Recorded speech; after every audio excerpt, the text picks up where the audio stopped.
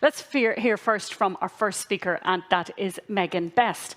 And Megan is the Director and CEO of Native Events Limited and Director of Julie's Bicycle Europe. Now, Megan's background includes the design and delivery of large-scale cultural events and festival productions. With degrees in forestry and conservation and environmental sustainability, she has a wealth of experience in developing innovative ways to transform arts, culture, and creative sectors. Please welcome to the stage Megan Best.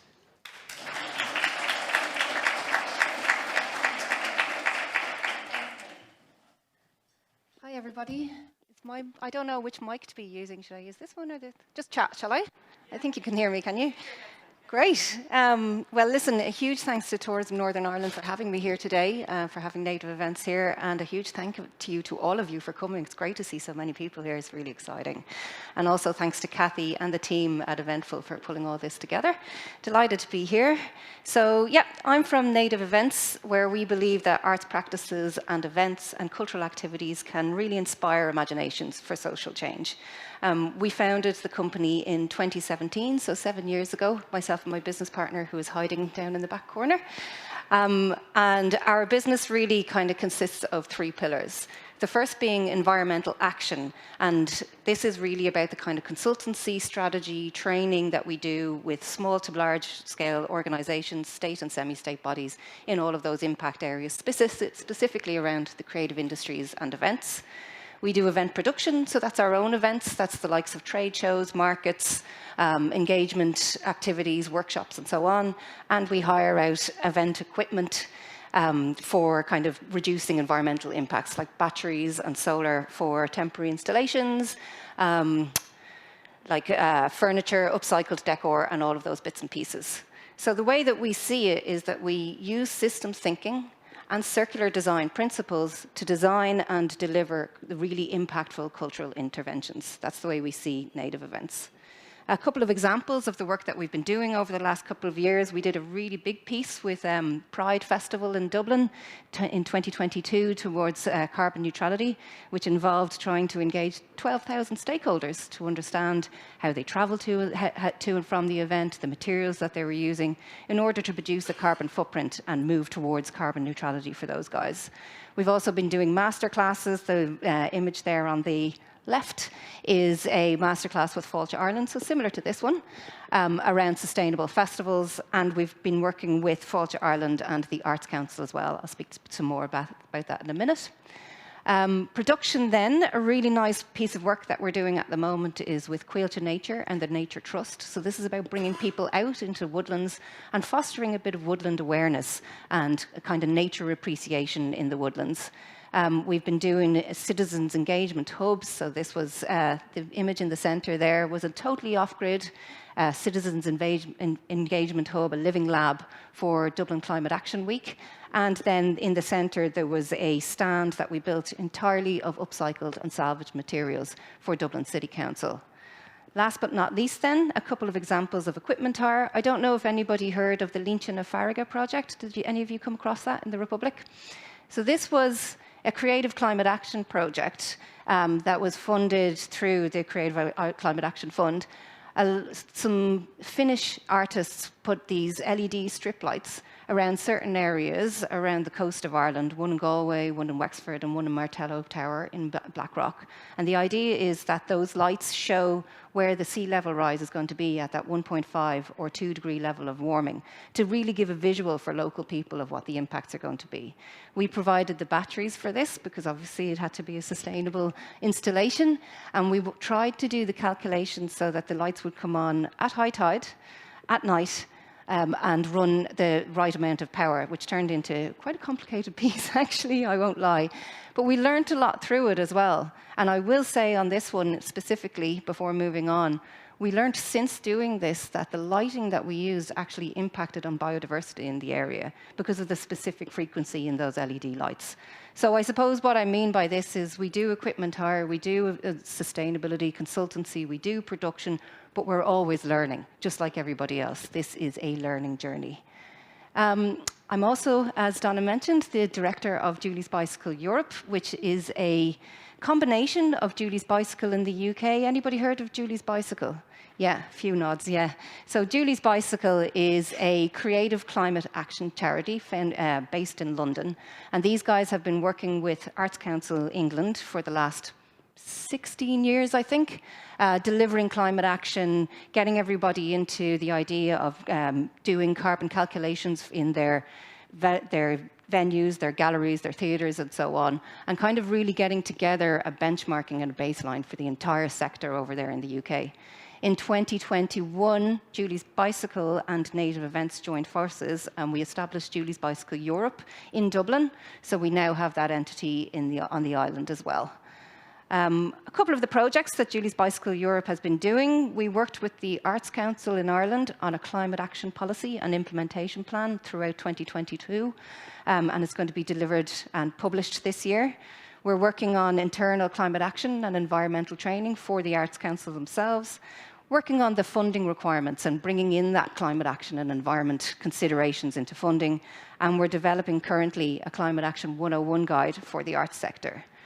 We've worked with Julie's Bicycle Europe on the delivery of a couple of residential programs and training for the Creative Climate Action Fund that I just mentioned there.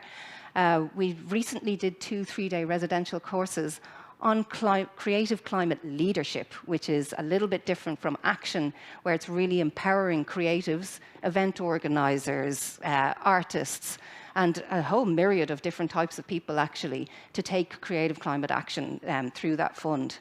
What was really nice about this one, actually, and this is going to bring the story home a little bit for ye, one of the entities that was successful in getting the Creative Climate Action Fund and came to one of our residentials was Gawain Morrison. I don't know if any of you guys have come across this guy. He is currently starting a project here in Belfast. Went to visit it yesterday. It's just there over at the edge of the Cathedral Quarter. And it's going to be a pop-up event space in a disused, derelict lot for about 18 months. They're hoping to run it there with planters, with workshops, with an event space. And it's a really exciting thing to do. And we're very excited about it because we want to do something like that in Dublin. So we're already starting to make the links north and south and using these opportunities to connect in. Another part of that project is going to be a facilitated artist day, again, for the Creative Climate Action Fund, and ongoing one-to-one mentoring sessions. There's another project that Julie's Bicycle Europe is just getting started with now. We only started in 2021 and we're really running at this, but we are part of an EU-wide consortium that's going to be developing another tool for the creative and cultural industries across Europe. This is part of a skills development piece, and it's about being able to measure, analyse, report and mitigate the impacts of the cultural and creative industries. It's only just starting, so I can't really say much more about that, but it's another exciting one. So I'm going to probably slow down a little bit because I realize that I'm talking really fast, but I did create loads of slides for this, so I'm going to try and get through them all. But I suppose we're here because of a combined climate and nature crisis. And I know you all know about this because you wouldn't have signed up and come here today otherwise. I just wanted to have a quick look at the international response and what the international response this has been. So COP27 in Egypt in 2022 was the first time that the cover note specifically mentioned the power of culture in the current moment and in the current crisis. So that culture is now a recognized pathway out of the problems that we're facing. The IPCC report from that year said the same thing. And this is really, really, really key for everybody in this room and for us, because we are creators of culture. So our moment to shine is right now. We could be the greatest generation that ever was if we respond to this. And we're now being recognized at that ultimate international level for this. So that's a really exciting time for us, I think. There's a really nice example of international collaboration happening in Europe at the moment. This is the Green Deal for Circular Festivals, founded in 2019 by the Dutch Ministry for the Environment. A festival that I've been very heavily involved with for the last 14 years, signed it in 2019. That's the Body and Soul Festival. It's the pink logo in the middle. Very nice logo placement. We did well there. So essentially, 17 leading international festivals across Europe signed up to this pledge to be fully circular in their operations by 2025. Mammoth task, but we thought we'd give it a go. The Green Deal for Circular Festivals looks at 6 different themes that are across the Green Deal. And we meet regularly, we have peer-to-peer knowledge sharing, we talk about the challenges, we talk about things that festivals are uniquely challenged by and can rise to. And it's been really successful, actually. We've been working together. Obviously, we had to take a year out with the great pause, but we've been working together quite successfully towards those kind of circular initiatives. Now we're 4 years later, and there are 50 international festivals that are signed up to this pledge. Everybody working together and doing that knowledge sharing and asset sharing and resource sharing and trying to come up against all of these challenges. So I thought there was a couple of nice pieces there. Another project that we've been involved in, and this would be really key for you, this is the Future Festival Tools. So this is an online toolkit that you can go on and answer a load of questions. There's a self-assessment form there. When you filled out the form, it spits out a little report, and it tells you where you are on your sustainability journey and what the next steps that you might be able to take would be. This one is based similarly on the number of different themes, so food and drink, energy, travel, water, materials and waste, and strategy. It was my job to create the self-assessment questionnaire questions based on the themes of the Green Deal. And it was a really nice opportunity because I was able to pull on case studies from the Green Deal for Circular Festivals to write all of this up.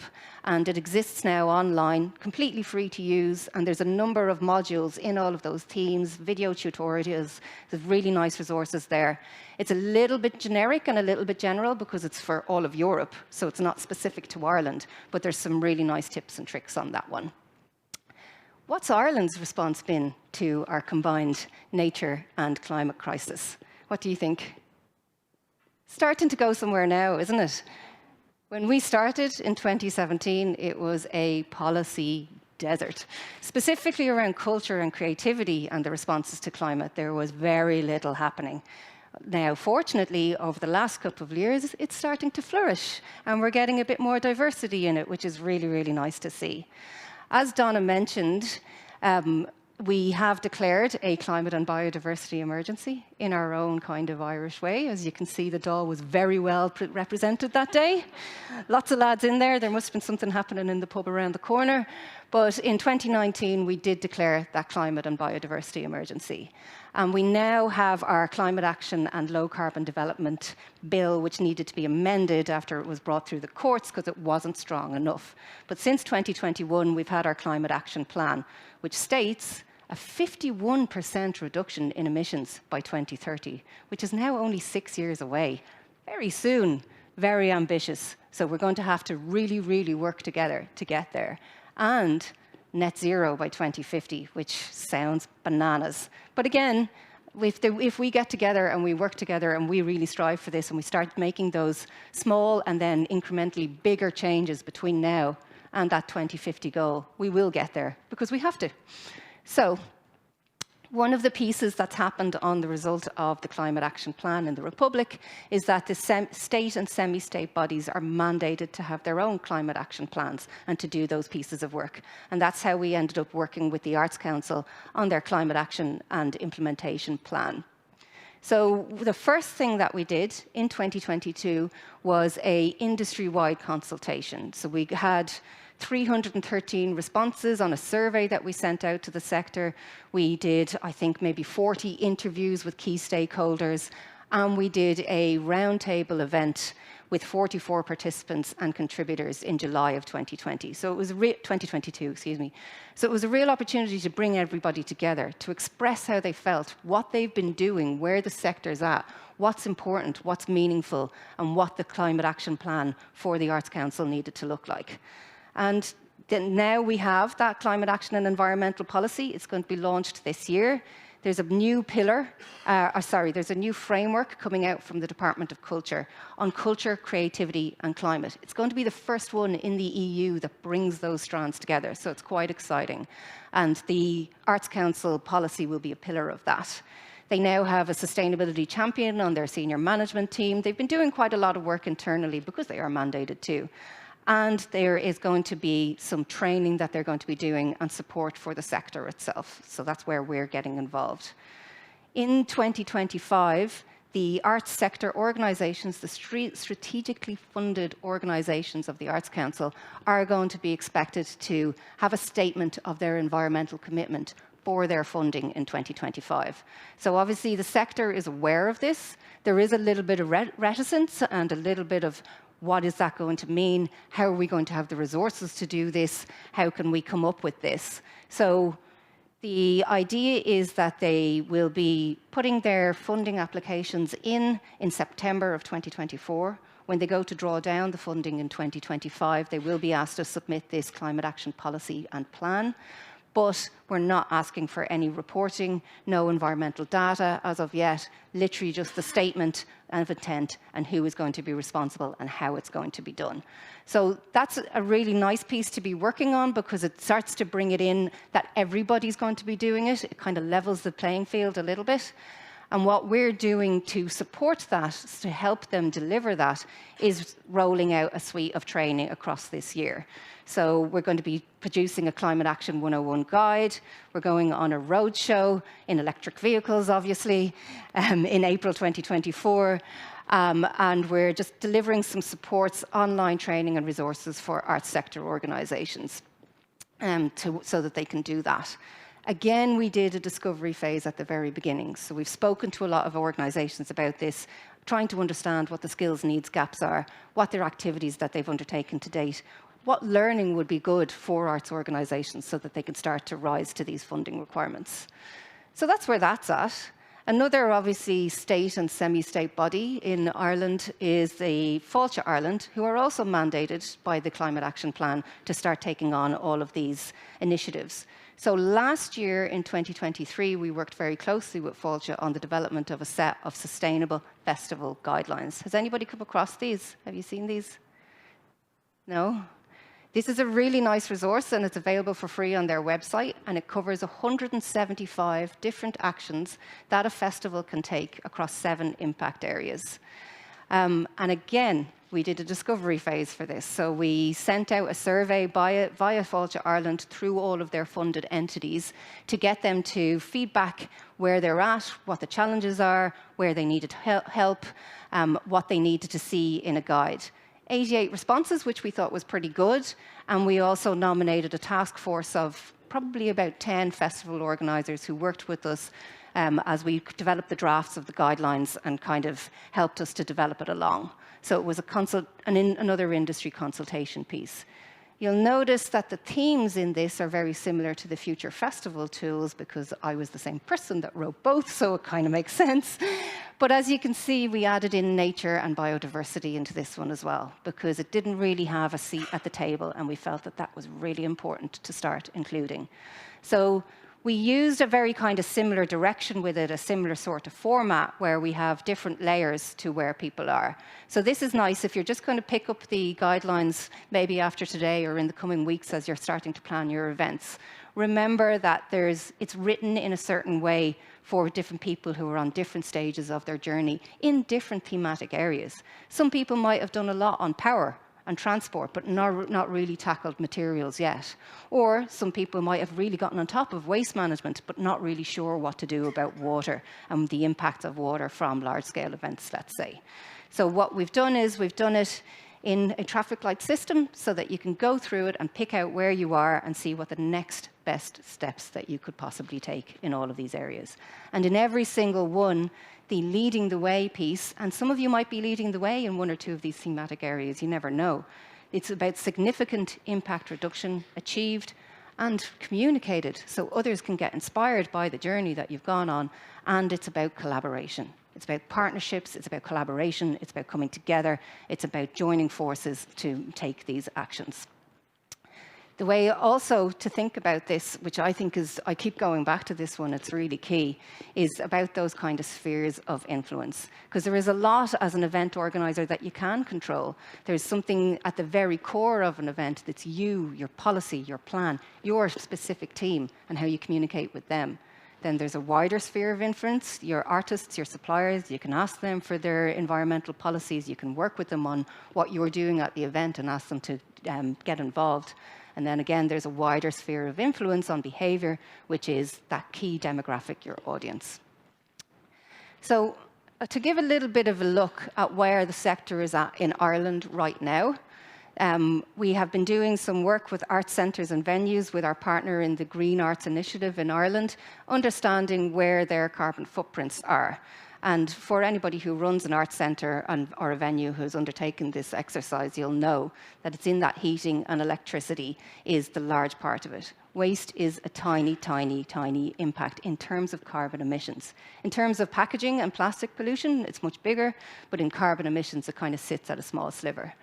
For festivals, there has been a bit of traction and a bit of movement. There are more festivals in the Republic that are undertaking exercises like this, that are starting to try and understand and mitigate their carbon footprints. Massive, massive, massive impacts from audience travel. I mean, you guys all know this. Everybody has to travel by car, really, in Ireland, because our public transport infrastructure isn't quite there yet, although it is starting to change. But the reason I really want to kind of hone in on this one is there is a lot that we can do in terms of understanding what public transport links are available, even if they are minimal, and making sure that they're the very first piece that we communicate on the website.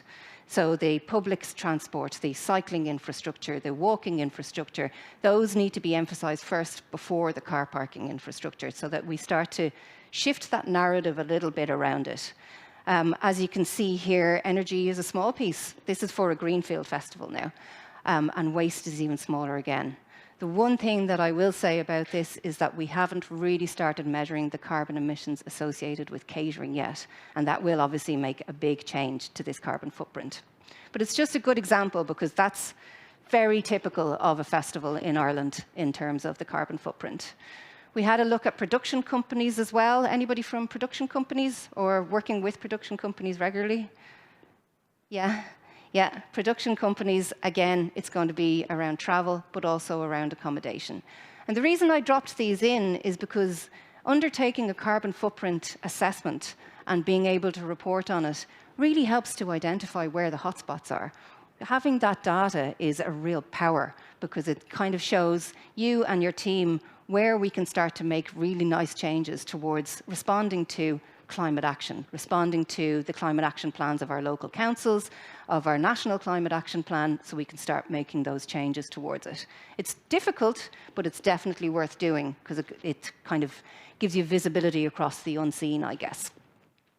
This one I wanted to drop in. This is a global sustainable tourism conference that was done in 2022 because I wanted to look at conferencing as well. And I thought that this was interesting because they have gone to quite a lot of detail in this and included the catering as well. But again, it's attendee transport and staff and speakers transport that's really standing out. Now, you can see why they had to do a carbon footprint because they're a sustainable tourism conference, so it would have been bad if they didn't. But I thought it was interesting to kind of highlight. And 172 tons of CO2 is what they calculated, which is a meaningless number to any of us. What does 172 tons mean? What does it look like? It doesn't really mean anything until you start to look at an annual carbon footprint. So these are the annual carbon footprints of average people in America, in Ireland, and in Sri Lanka. So in that kind of 172 tons, and about 12 North Americans would produce that much carbon going about their day-to-day life over the course of 1 year. Similarly, about 14 Irish people, but 172 Sri Lankans, which kind of shows you the amazing, amazing disparity between North and South in this conversation. And I like using Sri Lanka because it's a small island off the coast of a major continent, just like us. It's a similar landmass. It's far more densely populated, but it's just kind of shows that comparison of what do these carbon footprints mean. So a couple of case studies or little examples of what's happening in Southern Ireland. I don't know how I'm doing for time. Am I doing all right? We just keep... Great, yeah, just about there.